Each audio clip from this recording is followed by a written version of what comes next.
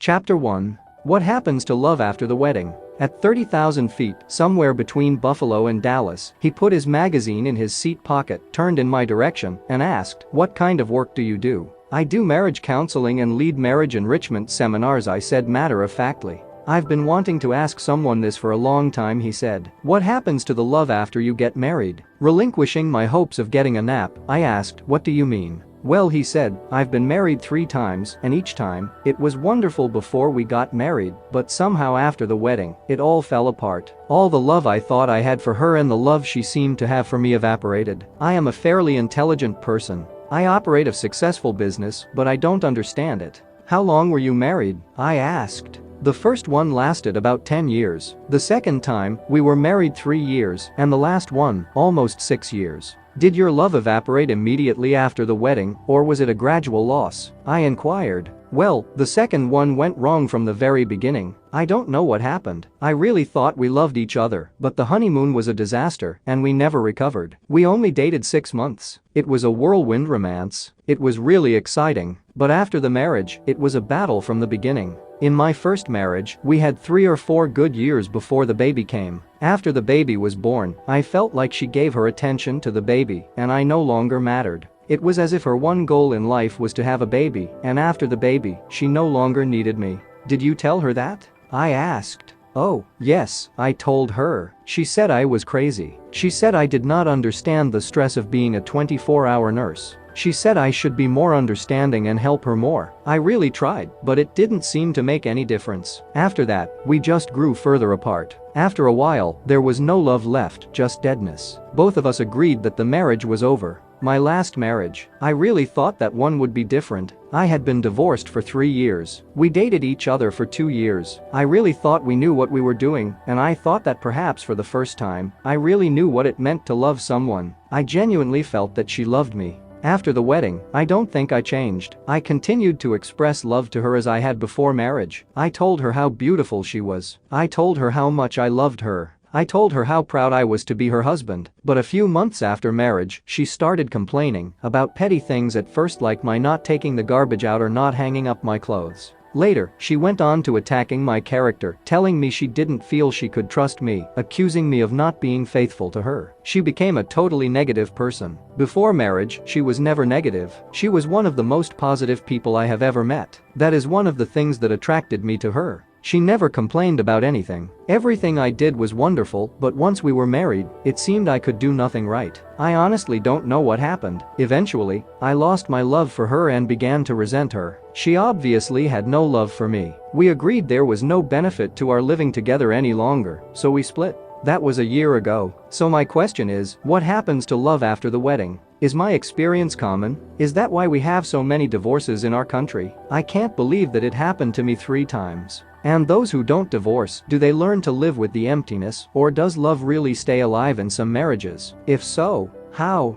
The questions my friend seated in 5A was asking are the questions that thousands of married and divorced persons are asking today. Some are asking friends, some are asking counselors and clergy, and some are asking themselves. Sometimes the answers are couched in psychological research jargon that is almost incomprehensible. Sometimes they are couched in humor and folklore. Most of the jokes and pithy sayings contain some truth, but they are like offering an aspirin to a person with cancer. The desire for romantic love in marriage is deeply rooted in our psychological makeup. Almost every popular magazine has at least one article each issue on keeping love alive in a marriage. Books abound on the subject. Television and radio talk shows deal with it. Keeping love alive in our marriages is serious business. With all the books, magazines, and practical help available, why is it that so few couples seem to have found the secret to keeping love alive after the wedding? Why is it that a couple can attend a communication workshop, hear wonderful ideas on how to enhance communication, return home, and find themselves totally unable to implement the communication patterns demonstrated?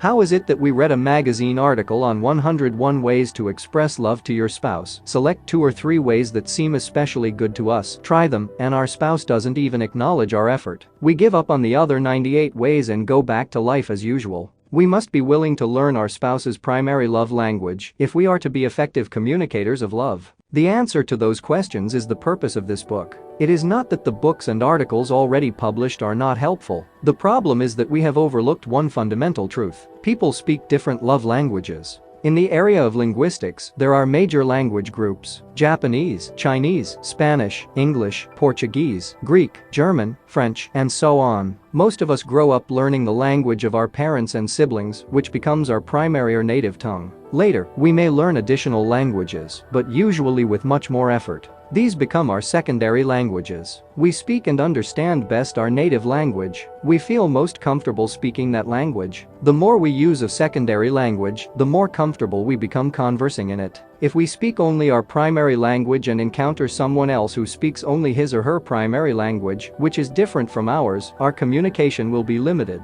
We must rely on pointing, grunting, drawing pictures, or acting out our ideas. We can communicate, but it is awkward. Language differences are part and parcel of human culture. If we are to communicate effectively across cultural lines, we must learn the language of those with whom we wish to communicate. In the area of love, it is similar. Your emotional love language and the language of your spouse may be as different as Chinese from English. No matter how hard you try to express love in English, if your spouse understands only Chinese, you will never understand how to love each other. My friend on the plane was speaking the language of affirming words to his third wife when he said, "I told her how beautiful she was. I told her I loved her. I told her how proud I was to be her husband." He was speaking love and he was sincere, but she did not understand his language. Perhaps she was looking for love in his behavior and didn't see it. Being sincere is not enough. We must be willing to learn our spouse's primary love language if we are to be effective communicators of love. My conclusion after 30 years of marriage counseling is that there are basically 5 emotional love languages, 5 ways that people speak and understand emotional love. In the field of linguistics, a language may have numerous dialects or variations. Similarly, within the 5 basic emotional love languages, there are many dialects. That accounts for the magazine articles titled 10 Ways to Let Your Spouse Know You Love Her, 20 Ways to Keep Your Man at Home, or 365 Expressions of Marital Love. There are not 10, 20, or 365 basic love languages. In my opinion, there are only 5. However, there may be numerous dialects. The number of ways to express love within a love language is limited only by one's imagination.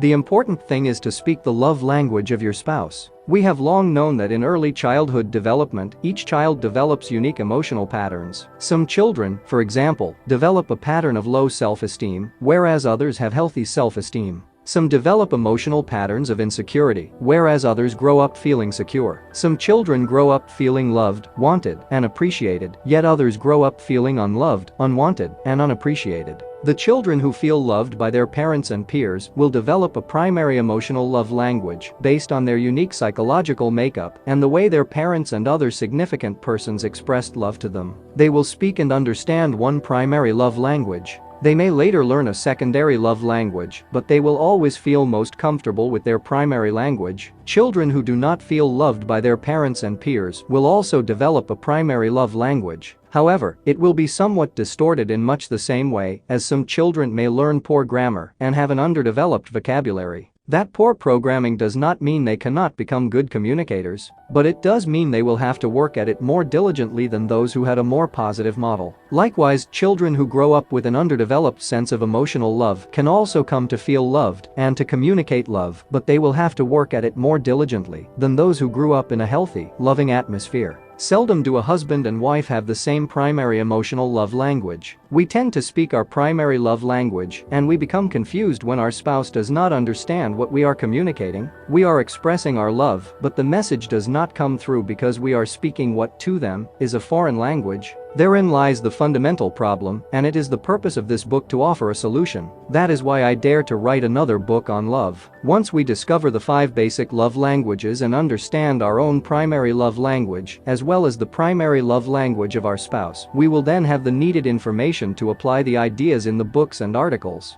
Once you identify and learn to speak your spouse's primary love language, I believe that you will have discovered the key to a long-lasting, loving marriage. Love need not evaporate after the wedding, but in order to keep it alive, most of us will have to put forth the effort to learn a secondary love language. We cannot rely on our native tongue if our spouse does not understand it. If we want him or her to feel the love we are trying to communicate, we must express it in his or her primary love language.